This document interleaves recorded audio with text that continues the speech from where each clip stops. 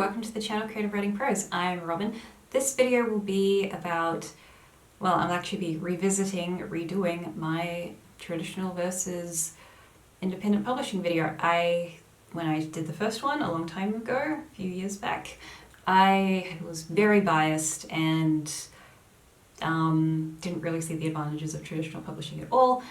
I still agree with some of the things that I originally thought, like time versus money. I'd rather invest money and not wait.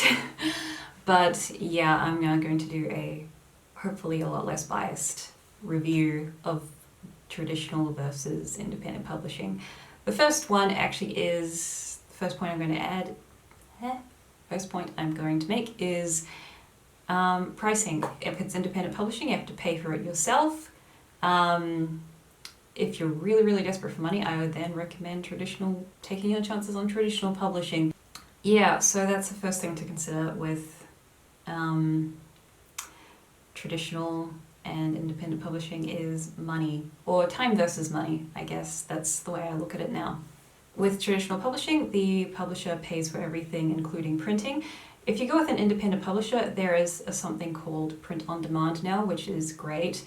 It means, one, if you say you don't have the issue of having to set a number of prints and then paying for it all at once. One, that's very expensive. Two, if you get to like the 200,000th print and it's like, okay, we're not printing any more of them, that's it, contract's over. And then suddenly you get more requests for these books that need to be printed.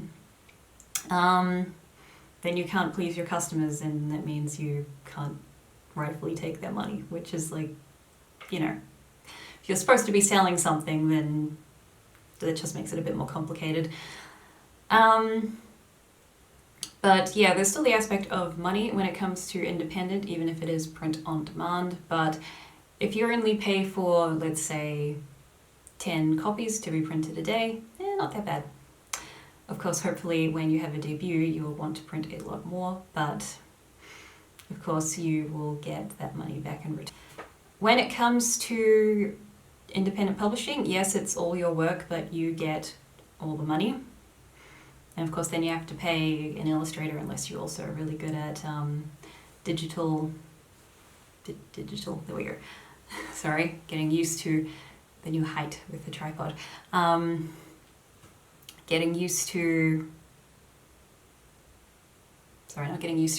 Losing track of thought.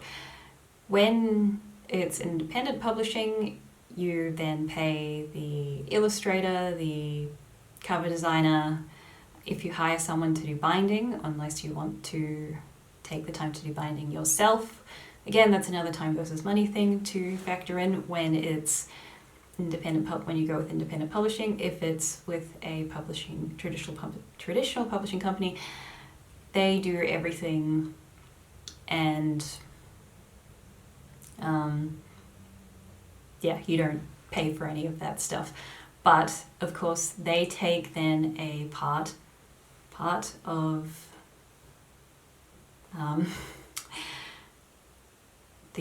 what you earn, and you get 60 to 70% from that, depending on who you go with.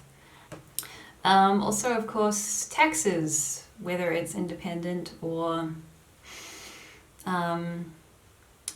traditional, you end up paying taxes, so that final number might affect your decision.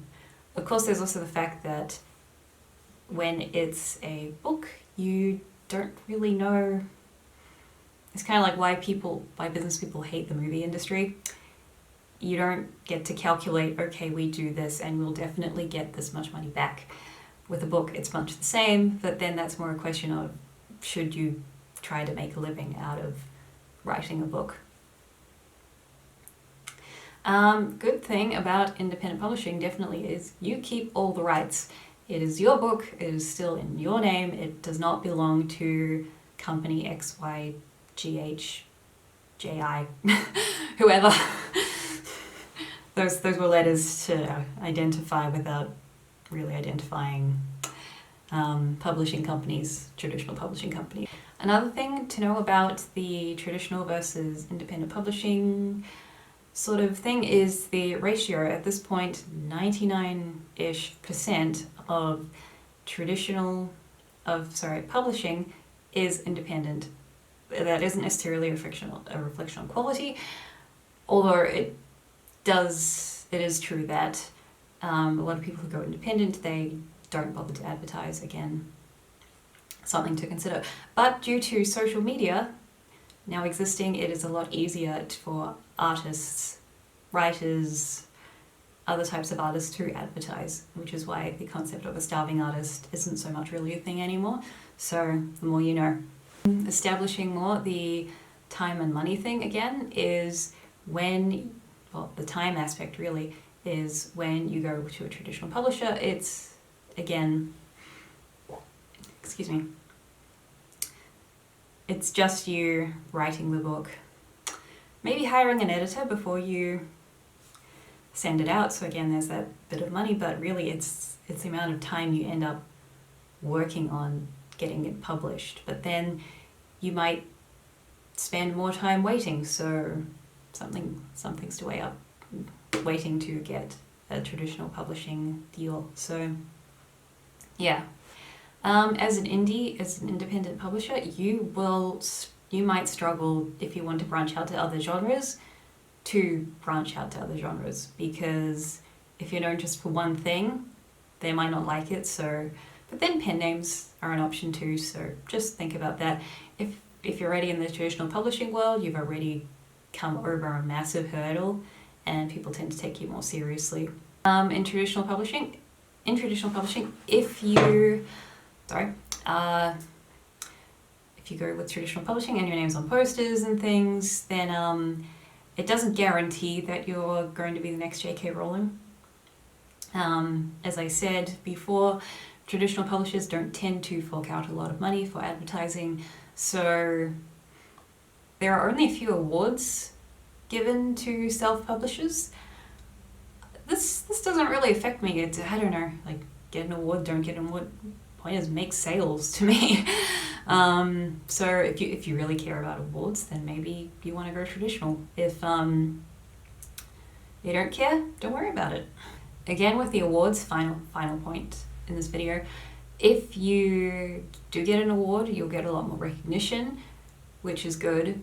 But I don't know, if you want to be recognized by your fans as who you are by your fans, as opposed to, oh, it's a celebrity author, therefore I should read them.